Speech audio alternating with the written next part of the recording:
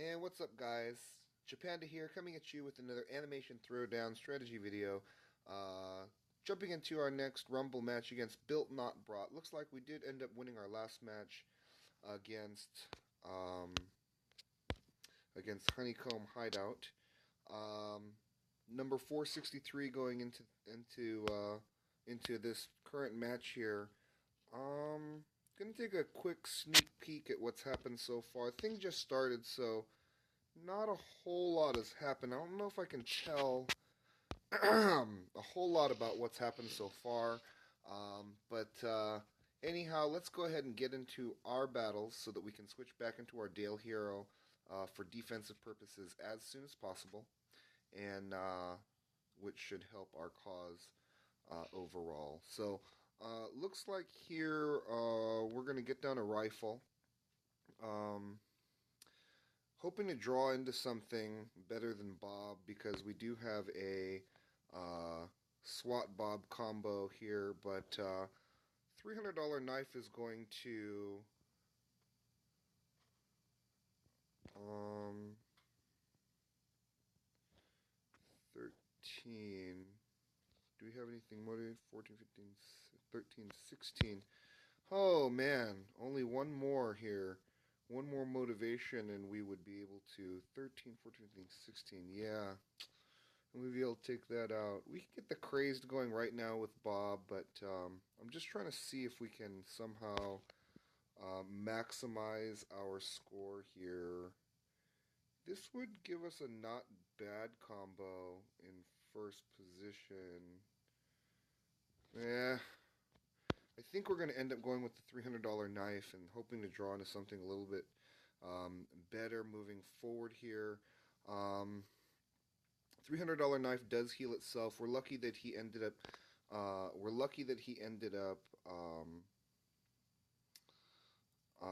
Comboing the first position card instead of spreading wide, which is going to save us some health. $300 knife again is going to heal itself plus the Tina heal. We're going to get a bad Tina combo, which is going to help get rid of the first position card. I do realize there were several ways to play this hand here, and we still could have ended up with the optimal 100 potentially, which we ended up doing. But that ended up working, so that combination was a good combination, was a good sequence. So can't be mad about that.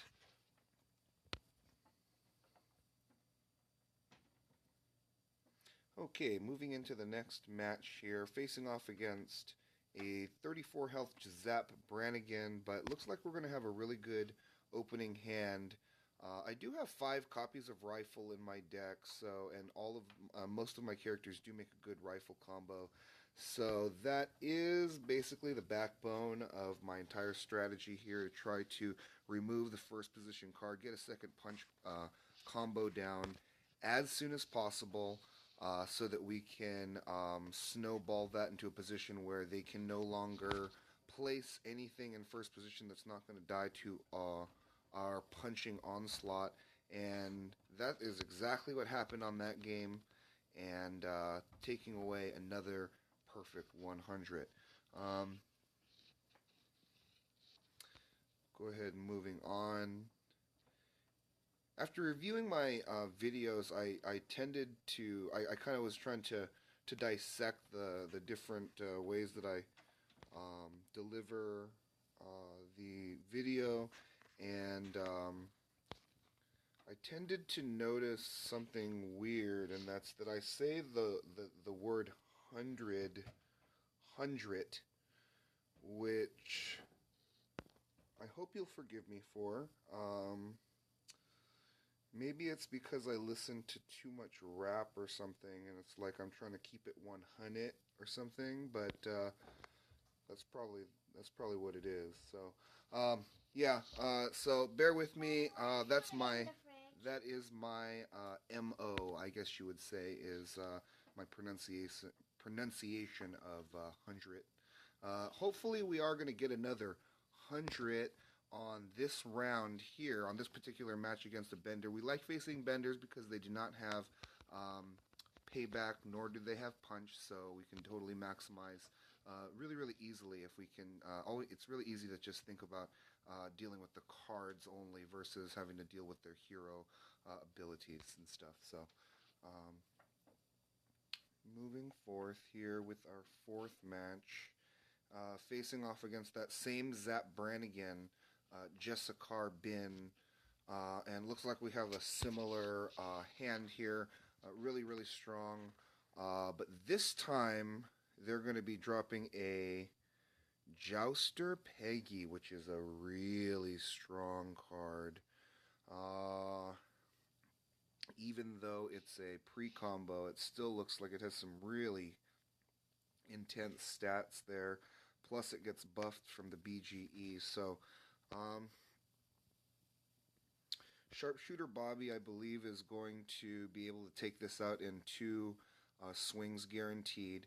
And since that's the case, we're gonna take a little bit of damage here to our Sharpshooter Bobby in exchange for the guaranteed kill on Jouster Peggy. We ended up winning the 50-50 on the Sharpshooter Bobby, which is already going to start to work on that Stewie that he has there in second position.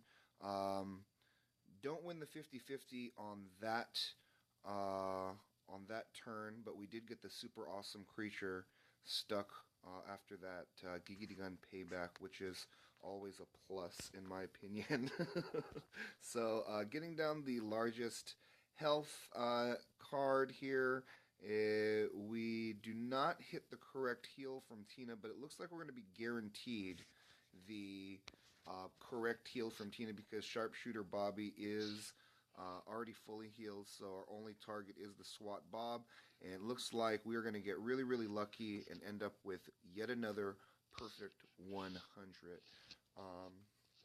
Gonna go ahead and hopefully we continue on with our tremendously good luck with our matchups here, and from the overall strength of just the opponents that I've faced so far, I feel like we have a pretty decent chance here. What's the best combo I can get down with Stan? And that's going to be either Hungover or Sexy Cowardly Lion. Those are the only things that I can do. I'm pretty certain I'm going to be comboing Stan this turn. So why don't I do that?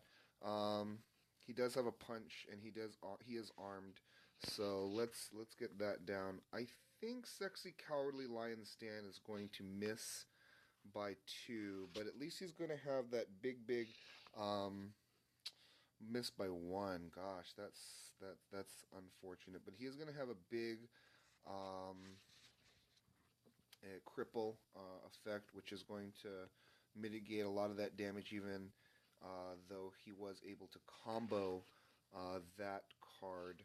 Are we going to try to be greedy here to get as many punch cards as we can into play while still getting a lot of health on the board? The more turns we can keep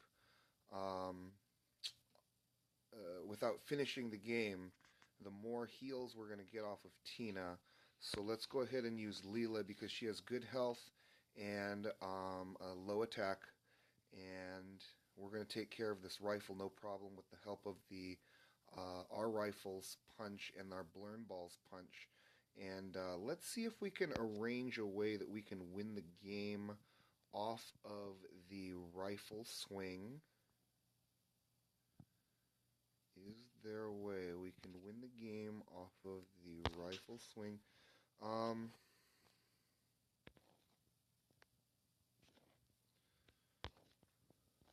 15, 21, 21, that's 2, I need 23. No, not off the rifle swing, unfortunately, here. But we can get off the Blurn Ball's swing.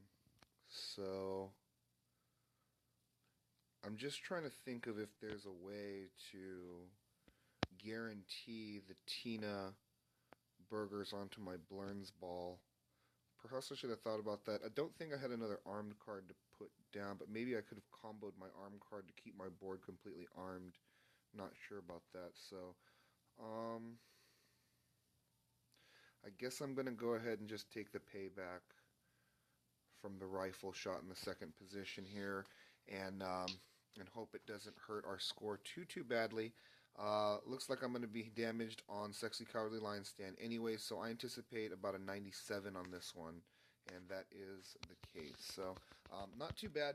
Kind of what we expected, but that's another good example of why you should be playing a hero like Dale or Fry on defense in order to mess up your opponent's score. There, you're gonna lessen a few points off their score, and who knows how much over the course of an entire Rumble battle, how much a few points of difference that will make for your team. So looks like we're going to start off with a burger suit. That'll give us a lot of options because all of our cards do combo with burger suit. Cleaning wench will get 21, and so will Sexy Cowardly Lion Stan. And they both have a big thing. So it's looking right now like Peggy, but let's just take a look at Mommy Mummy and Toga Bill. I honestly think it's Peggy in this spot because all of them are going to make a 21 attack and kill Vitruvian Man, but Peggy has the biggest cripple. So let's try and get down a armed card with a punch in the second position. Maybe we can keep our entire board armed this time to try to mitigate as much damage as possible and take advantage of that BGE. Take advantage of that BGE bonus. So can we win the game? We're going to hit for 10, 11, so we would need 22 damage in the rifle position for swing. 22 damage. Do I see 22 damage? No, I do not. So let's keep our board completely armed once again instead of going for that health because we are against a Fry. Let's see if we can. What's going to finish the game here? That's going to heal up. That's going to heal up. That's going to deal 1 damage. I need 13 damage. That's going to get... Okay, well, I'm going to take 1 payback on the Giggity Gun no matter what I do here. So maybe there's a way that I can pre-plan this a little bit better and think two turns ahead when I know I'm going to win the game such as this, and because I don't want to end up with a 99 such as what happened here. Ooh, we got lucky and ended up with 100, so maybe that Peter on the end gave us enough effective health on our total board in order to ensure that 100. Again, something that I said in a previous video that I wanted to figure out. So that would be a game that I would use as one of the examples for in my head, I guess, here. So we're facing off against a Roger, 71 health, so it looks like a really strong player. So we're going to play it, I guess, the way that I normally would is with this rifle here, and luckily he's going to start off with a ray gun. That means good things for us as we can get this sharpshooter Bobby down. Maybe it should have been a Peggy. Again, see, I'm not. All right. Slow down. Drunk Peggy's really strong. Ball Girl's really strong too, because Ball Girl has a leech and a huge motivate. So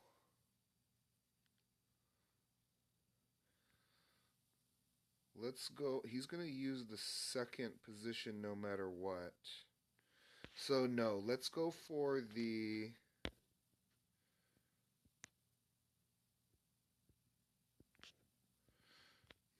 I don't know what do you guys think? Ball Girl or Drunk Peggy? This time I'm going to go for Ball Girl. Guys, tell me if you would have done it differently. I know I wasn't going to motivate that into being able to kill Slaying tonight on this turn. Ball Girl will ensure that, given what we know about the huge motivate. We win the 50-50, and this is going to pay off for us so well here. Gonna go ahead and go for the highest health. We're going to be fortunate enough that the AI on his end is going to drop that rifle in first position, and it looks like we're going to not only win this game, but we may even end up with that coveted 100. And can we win the game on this turn? We can actually win the game on this turn. Do we want to? So Bobby's going to shoot for 15, and he's going to hit for, all he would need to hit for is 5 more, so that's 12 trample, and that will not set off the payback. So that's 22. The ball girl is going to set off the payback no matter what, and if we can finish the game on the next swing, which 15 left, 22 minus 14, 15, that'll definitely finish the game. So let's get down some health. All right, that's worth thinking about, you guys. So that all was worth thinking about right there. We're going to finish the game. We're going to get one payback off on ball girl only, and that's going to earn us a 99. And it's lucky that I feel that it was optimal to put the Leela on the end versus comboing the personalized beer mug. And tell me if you disagree with me, but that's something that I'm always trying to figure out, is kind of how the Rumble scoring works. And if I can figure it out, any knowledge that I have on that, I definitely will share with the rest of you. I think that's really important to know if you want to optimize. And here I'm going to have to motivate that first position card in order to make sure that I can kill the personalized beer mug in his first position. Roger's Closet, this looks like going to be really, really, really good. Burger Wars is great because it's a disguised combo with a punch, which is like, that's very, very rare. 28, this Burger Wars is going to take care of that. We can do anything we want from this point, and we're going to end up with 100 in my opinion. Good game, well played, and moving on.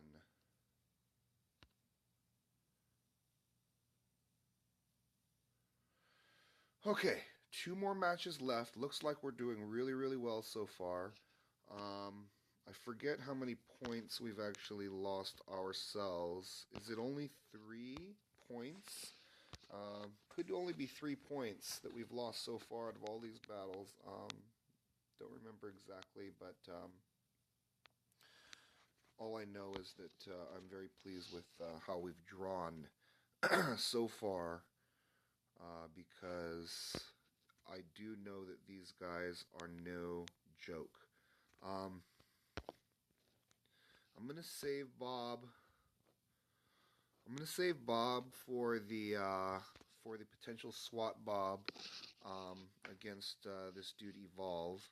He combos into Bad Tina, which turns out to be a terrible mistake, because see, this is a reason why the AI causes a lot of losses on everyone's part here, because I think the AI should be programmed a little bit smarter. I don't agree with the way that it kind of is. Any kindergartner would probably play that situation better than that AI ended up doing, wasting that Bad Tina. This dude's deck is probably good enough to beat me on a regular basis here, on normal circumstances, but because the AI basically screwed dude into oblivion, I might even end up here with 100 when his deck is clearly much, much, much stronger than mine.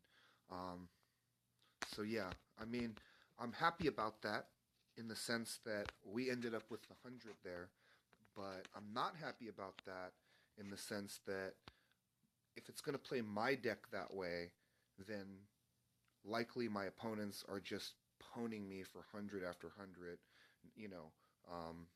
And if I'm really, really lucky, my Dale and my Leelas and Giggity Guns will knock a couple of points here and there off of their total. Cleaning Wench your Easter Bunny Peter, or Drunk at the Clam. So we're gonna do that. We're gonna get down Drunk at the Clam first. This also makes Drunk Peter, but I think we're just gonna play it safe. That's safe in the sense of I'm never gonna lose off of the back of a first position Drunk at the Clam, because it's gonna just motivate and motivate and motivate, and it's a pretty strong combo. Um, but it's not the best in the sense that I might not get 100. And so I don't know how to be greedy without knowing what's in his deck, but I'm facing only a Bender. So I'm not too worried, because if it was a good player, then he'd probably be playing a better hero. So I'm going to gamble with the Rogers Closet, and hopefully the BGE will motivate itself into a point where we can yeah, see, this is going to pay off for us. I didn't even need to motivate this, but I can now get the Drunk at the Clam down in the second position and get the craze going right now. I know that the Rogers Closet's going to swing to kill this Stan, and I can get a humongous Clobberella down. Yeah, I can get a huge Clobberella down, and oh, that was a big mistake. That was a big mistake, guys. I'm so sorry. That was me not thinking it through all the way. Okay, well, alright. I thought I was going slow enough to where I was going to... That was my goal. My goal was to make as few mistakes as possible. Obvious, easy mistakes, because that's what I had been doing in the past few videos. But not too many mistakes, I don't think, on that one. I think we ended up with a... I'm not sure exactly what we ended up with on that one. But if we wait 5 minutes, we can find out on the left here. Or I can just review the video. I feel like even though they're ahead of us right now, that we're going to end up winning this match. A lot of our players end up waking up early in the morning and competing in this this time frame. So I don't blame them for trying to get some Z's and some shut-eye, just as long as they don't forget to give us a hand in the morning. And with that, I'm going to end this video until next time, probably until 8 hours from now, I guess. And take care, and I'll see you soon. Bye-bye.